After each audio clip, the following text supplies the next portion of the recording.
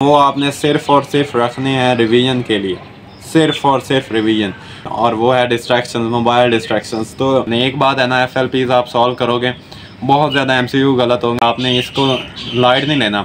Last month को plan करना है डिफरेंट तरीके से। जैसे एडमिशन आपका उस वक्त तक कंफर्म नहीं होना जब तक आपके ऊपर वाइट कोड ना आ जाए।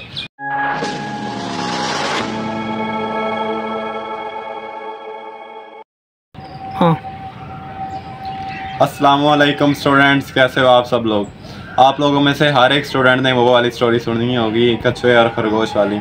उसका मॉरल ही यही है कि चाहे आप जितना तेज़ दौड़ते रहे हैं पहले, चाहे आपने जितनी ज़्यादा एफ़र्ट की है, चाहे जितने ज़्यादा सुस्त थे दूसरे लोग, चाहे आपने जितने ज़्यादा लोगों से कम्पीट किया और लीड किया, लेकिन एंड पे अगर आपके माइंड में ये आ गया ना कि मेरा तो सक्सेस कन्फर्म है, तो नतीजा बहुत ही उल्ट हो सकता है। बिल्कुल यही बात मैं एमडी कैट एस्पायरेंट से बोलता हूँ। वो वाले रिपीटर्स जिन्हें तीसरा साल है, जिन्हें दूसरा साल है, या वो वाले फ्रेशर्स जो फर्स्ट ईयर से या सेकंड ईयर से अपनी तैयारी करते आ रहे हैं और बहुत ज़्यादा मेहनत कर रहे हैं, और जब लास्ट मंथ आता है ना और उनके माइंड में ये आ जाता है ना कि यार मेरे तो एफएलपीज़ में इतने ज़्यादा नंबर आ रहे हैं या मेरे एमसीक्यूज़ सारे ठीक होते रहे हैं तो मेरी तो एडमिशन कन्फर्म है। बस बिल्कुल रिलैक्स हो जाओ, कोई पढ़ने की ज़रूरत नहीं है, बस मेरा तो एडमिशन कंफर्म हो गया ना, अब थोड़ा बहुत अगर नहीं भी पढ़ते तो फिर एडमिशन हो जाना है।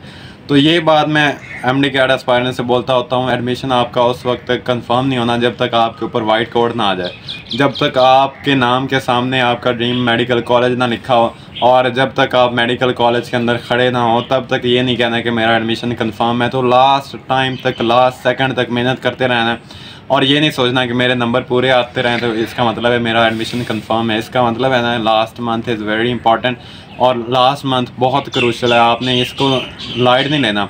लास्ट मंथ को प्लान करना है डिफरेंट तरीके से। जैसे आप लोग पहले पढ़ते रहना उस तरीके से नहीं पढ़ना, इसको डिफरेंट तरीके से प्लान करना है। अब डिफरेंट तरीके से प्लान किस तरीके से करना है, मैं वो आपको टिप्स कुछ बताऊंगा कि लास्ट मंथ कैसे इंपॉर्टेंट है और किस तरीके से आपने इसको डिफरेंटली प्लान करना है। सबसे पहली बात एकेडमी की आ जाती है।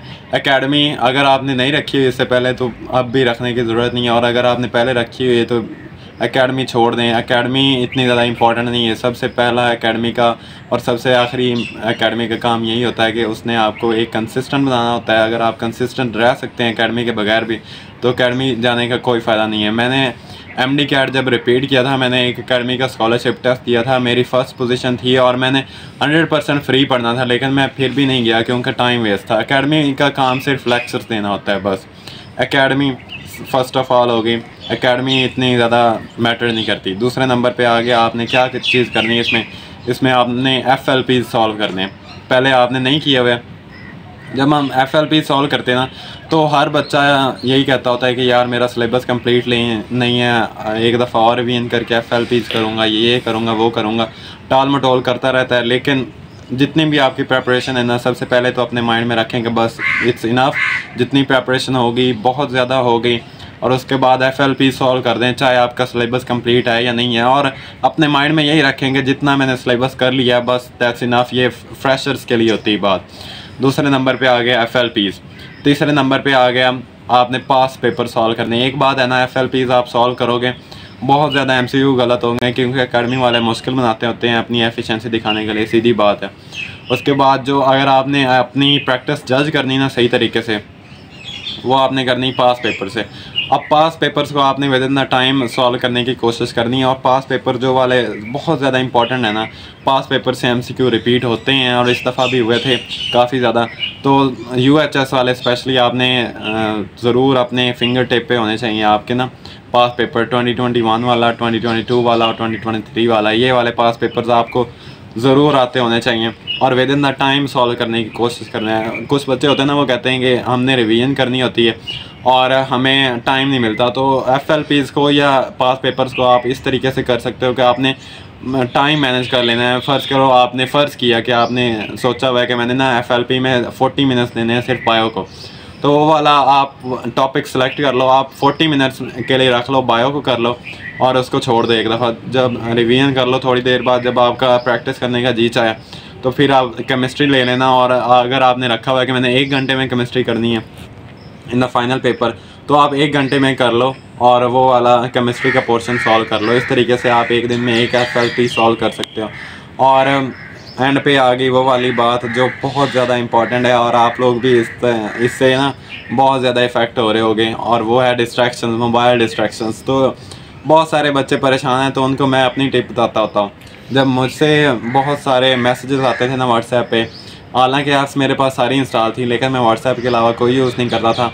और जब मेरे दोस्त, चाहे जितने मर्ज़ी गहरे दोस्त होते हैं, मैसेज करते, मैंने सीन करके छोड़ देना, कभी रिप्लाई नहीं देना।